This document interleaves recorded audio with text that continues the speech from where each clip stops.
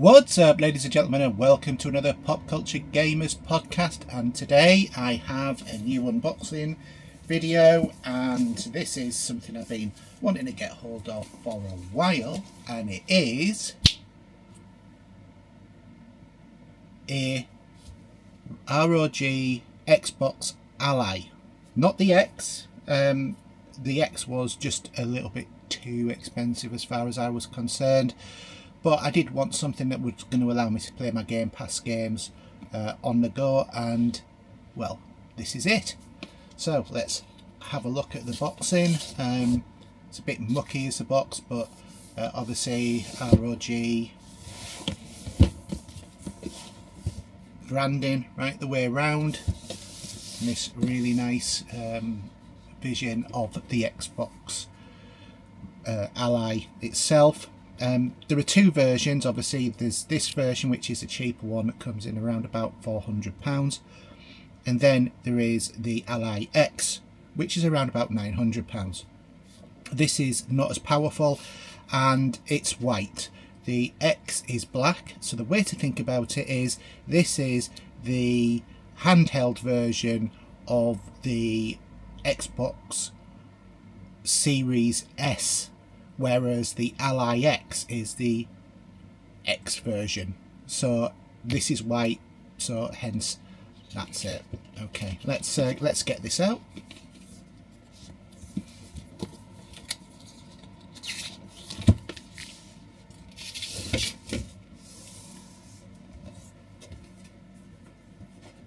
And to be honest, this really is a premium box experience. The only thing I've done on this is just cut where the stickers are on the side here, but look at this. When you open it up,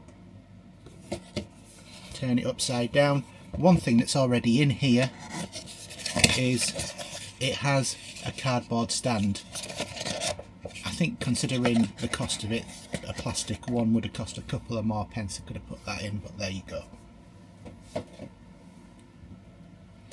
So in order to power this on, what you've got to actually do is plug it in to the mains adapter before you can turn it on, and then there is also these QR codes on the top, and if we use our camera app we can be taken straight to the ROG Ally frequently asked questions page, which tells you all the sort of things that you need to know about this.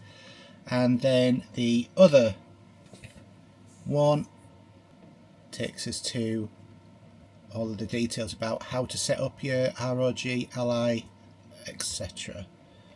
So this is a second version of the Ally, this one being Xbox branded. We can tell that because it's got the Xbox button on here, as well as the armor crate, library button, and then the normal Xbox controllers. But let's just pick this out. I'm just going to put that to one side so we can see what else is in the box. So in here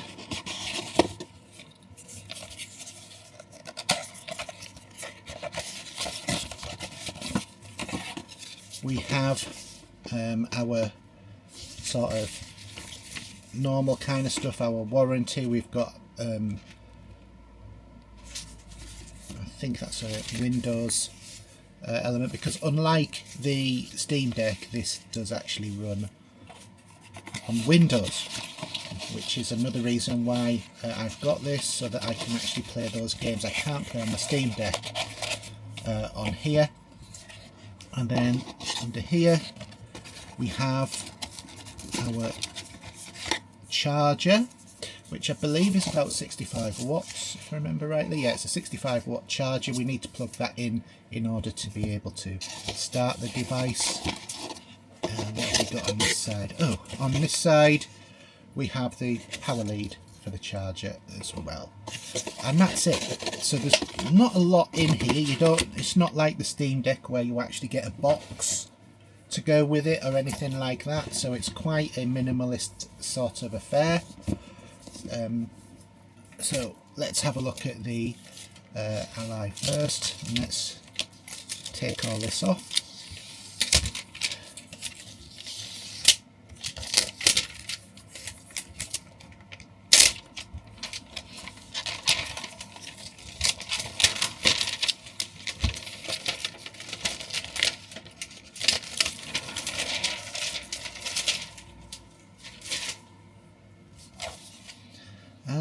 there we have it. That is the Ally. So we've got obviously quite a nice 7 or 8 inch screen. These the controllers just feel exactly the same as an Xbox One. Got quite nice A, B, X, Y buttons with a good bit of travel on them. D-pad feels okay.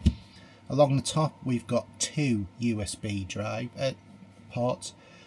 These ports, obviously the Steam Deck only has one, so you can connect a hard drive and charge at the same time without using an adapter.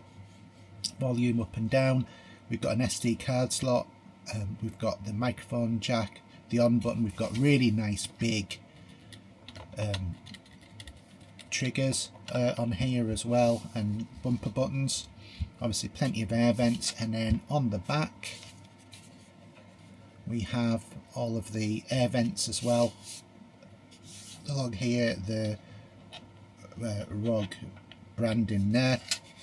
Not much going along the bottom other than just some writing and some screws, but it's a really weird sort of device because it reminds me of the Portal, but less funky than the Portal. So this actually, the one thing I do find is I get a lot of cramp in my hand when I'm playing on the Steam Deck. So I'm just wondering if this is going to make any difference. Now, this isn't going to be something that you're going to use if you want to play in ultra high settings at 4K. The screen is only 1080p anyway, but if you're wanting to play on that, then you need to get a better, a more powerful one like the Ally X, which may be able to do some of those settings. This is probably going to be running at something like 720p, but while it's running that, it's going to be upscaling to 1080p on a lot of games. I've heard various different discussions whether or not it's good or it's bad, but at the price point of just over £400, this is the cheapest one of these things that you can get on the market now. Even the Steam Deck is more expensive. There are a number of settings that you should change right from the off, so we're going to do that, but I just wanted to get the quick unboxing done, and then I'm going to do another video about me setting it up for the first time.